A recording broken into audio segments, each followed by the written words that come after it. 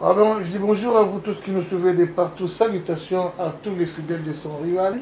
Et pourquoi visite Bon, nous sommes venus voir l'un de messieurs Yambo Cannabis. Il donne donner des informations compte tenu à la vidéo qui circulé sur la toile. La vidéo en question, ils allaient parler sur le petit frère du chef de l'État en disant que Yende Azali ko peser sur point pour aboto la batuma pangu. Compte tenu à la vidéo, on a dit que il y a Banamboka, mais vraiment. La personne s'appelle Rigobert Mwambaye. Il y a solo, Topesna Nombote. Jour. Nous avons Kanda Makasi. Kanda vraiment Makasi, Papa Rigobert. Bon, Eza Kandate, Ezalinde Makambo Mokili, quand on est bon, comme on dit, trop bon, trop couillon. Dès les cambiso, trop vivre ici qu'on a beaucoup. Parce que tu zui Mokonzi Moko, Ayeli Biso Makambo Asika, Ayeli Biso Motema Malamu, Ayeli Biso ba liberté d'expression, Ayeli Biso c'est qu'on appelle l'état de droit. Donc quand il y a état de droit et comme état de mensonge. Donc on déma comme to vivre ici qu'on a beaucoup. Yango moni moyena zane sembe sate l'air na moni bino na ibika ke likamo alukuta ezali ko kwaya wa yango na kozela botunanga mituna pona yono la bino. Papa Rigobert Mwambaye de la famille Christian Tshisekedi à la une. Balobiye a remplacé Congo le Mobutu. Oba benaka Saddam Hussein. Biloko baboki libanda babi yenda tindi batu babi misabatu na ndako et asali mo bana liboso te. Donc il a toujours fait ça et puis ce qui a bimisolo na ndako ba kangi bino ba keti na bureau na beti bino fimbo. Et ça nini ko? Ezo seksangana mawa. Oh tolinto yeba nini yango esalami hawa eza nini tolinto yeba vraiment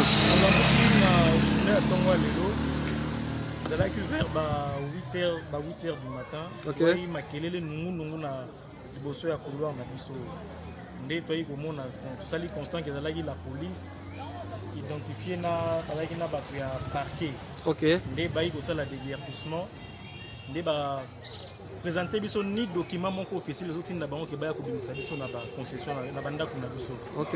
Et après ça depuis que tokangaki ba porte ne ba mataki ba mi babuki na ba porte ne ba mekai ko kota de force na ndenge ba bimisi biso libanda ndenge bozo mona. Donc weza mbala ya liboso te. Pour mbala ya liboso nga nazalaki victime pe kutunga bakangaka nga pour na dossier. OK. Bakangaka nga ngesaki ba memanga ta soit na parquet to quelque part mais na ki on s'est retrouvé na bureau ya Christian Tshisekedi ou azali moko ya leki ya mokonzi. Nde tozalaki wana na ndenge agangelaki biso afingi biso na kofinga na ndenge atinda abwakaki nga na moninga nanga bakende kolalisa biso na kasho ya kankokolo. OK. Kuna tosalaki 4 jours bakomaki kosenga biso bamanda bambongo moko ya likolo. OK. Po ke bakuka kotika biso. Awa lisusu ifo otalisa peuple bayeba nini yango ki kosenga pona peuple oki koloba nini kosengi nde po eza kombo ya pona ba autorité mokonza mboka nde kombo eza sali po eza leki na ye. OK. Nga na oyi kobunga leki na ye te po nga nazalaka leki na afinga nga mama na nga na babotso ya ngai. Nga nazalaka na système. Komo na ye nani leki na ye? Christian Tshisekedi. OK, Christian Tshisekedi. OK, loba baimaka biso na biro na ndenge afinga ka ngai afinga na ndeko na nga moko toza na ye awa na nga babeta biso fimbu bagende kotika biso ti soki na kasho babwaka biso mais heureusement baimaka biso na kanko koloko ezalaka colonel Seguin. Yende mdazalaka na mission wana mais lelo à la grande surprise de Monique eza sous la police ne baye te kaka sous na kombo ya Christian ezotanga manakati. Donc mokonza mboka ayeba na kotala eloko oyo po eza ba famille entière ndeza na kati awa. Donc awa déjà une affaire soki ya 6 familles eza libanda. Tozana ba titre d'enregistrement na biso tozana ba document na biso nyonso pe tosombaka yango donc na maboko ya mutu. Mais lelo tokomi komona makamba boye voir lelo ye tomona leki ya mokonzi ko salir kombo ya ndeko na eboye. Ayo kota na ba dossier boye tala ba na biso kota la ba image tala. Yo nakanisi oyebi Christian. Oyebi personnalité ya Christian. Oyebi ba qualité na ye. Est-ce que Christian alalaka libanda? Christian asatikala kola libanda banda papa na yazaki na bomoi. Tolongola l'air ya président oyo aye. Le pauvre aye simawa pona kosunga biso nyoso ba congolais na ba problème tozaki nango alongola biso na bosoto na makambu nyoso ya mbilinga toaki nango. Yo lero ebaki Christian. Christian lala libanda? Christian a souffert dans le sens nini parce que papa na boyebi azaki une adresse d'abord na boulevard là où il a laissé même une banque qui louait qui était gérée par le même Christian là.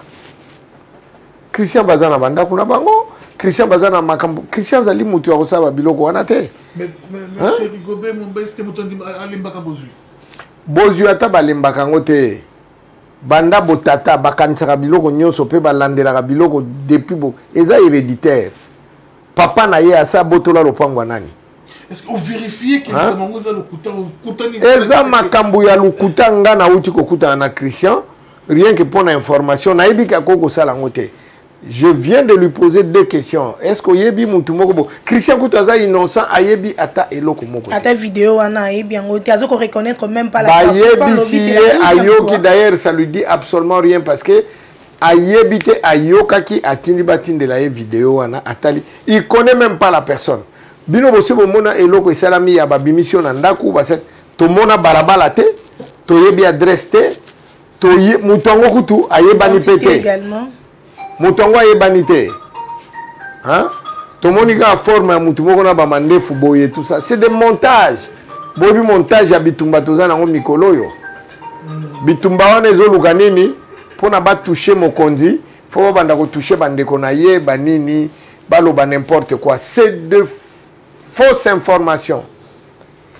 Ezali lokuta parce que mutu oyoyo ba botole biloko na ya ko pesa biso adresse azaki na adresse tel ezala vérifiable eloko oyeka na message mo na média boye sans mutu na makolo oza kotanga komba mutu mais je crois que tozo senga service ya sécurité na ba parquet basala musala ba prouver biso que bazali vraiment na compétence ya kolukela biso mutu wana parce que mutu andengo na bakoko tika ye jamais. Faut pas zoyer à l'écart devant même média pour expliquer ce qu'il a dit ouvertement à Mission. Et ça le coûta. Avant que notre soeur a la parole, ma dernière question est que pourquoi on ne parlait pas de Jacques Tshisekedi avec beaucoup de respect? Pourquoi on ne parle pas de Roger Tshisekedi, Titi? Pourquoi on ne parle pas des autres 4 Christians? L'objet Christian Baboudina Bédachou. Oh, Christian dans Lamborghini. Mais je vous dis ceci. Babwa ke la kalibanga jamais na manga oya mobesu. Christian nalobi te ke bango baza manga mobesu. Bazali bana ya mutu moko. Mais Christian azali na façon na ye ya kozalela. Christian azali mutu na kati ya batu. Ozomona. Mais lokola batu bako banga ye. Présence na ye azan étoile étoile nde baza ko bundisa. L'air ba monike mango le teli il faut mutu nyoso ya kaka bwa ke lango libanga pour alukale yango. C'est ça Christian.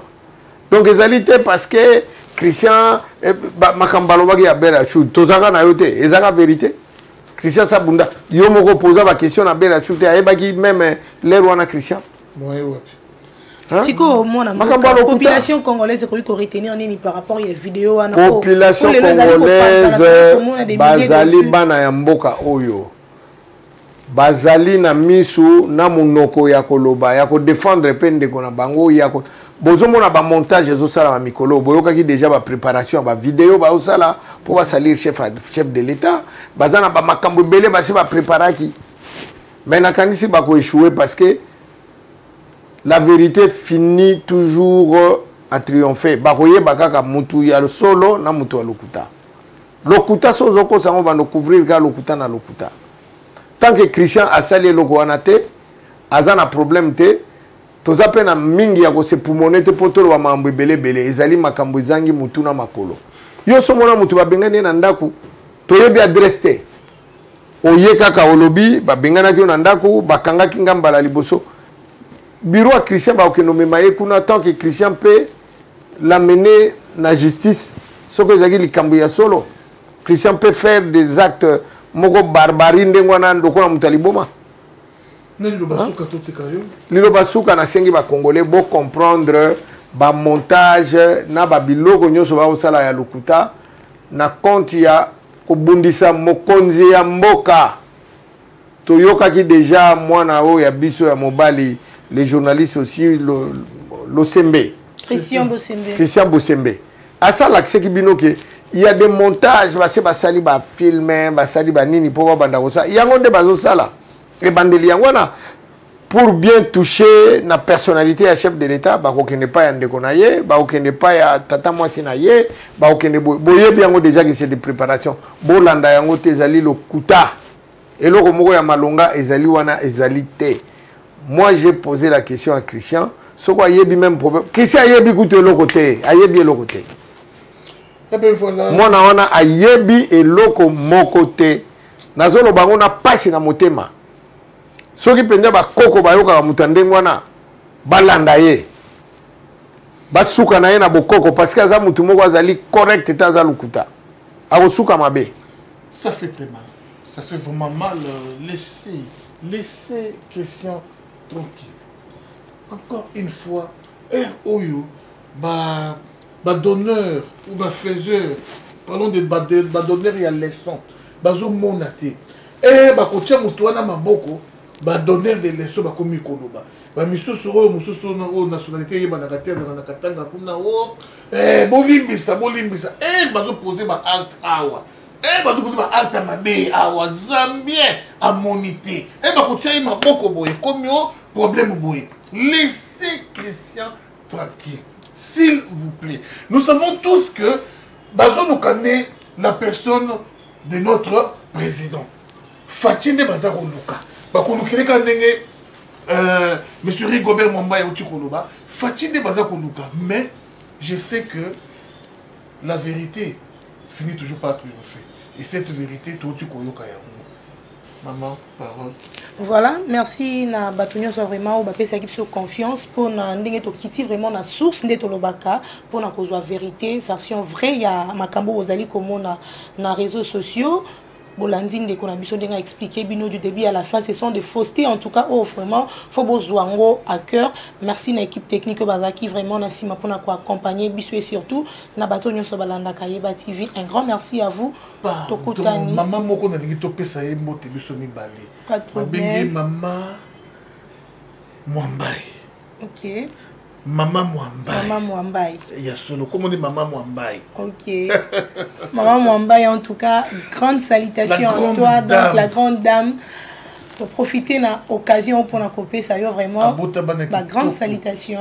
Nous qui est la seule dans mon Vraiment. Ok, voilà. Maman Karine Mwambai, vraiment beau te belle si kozali.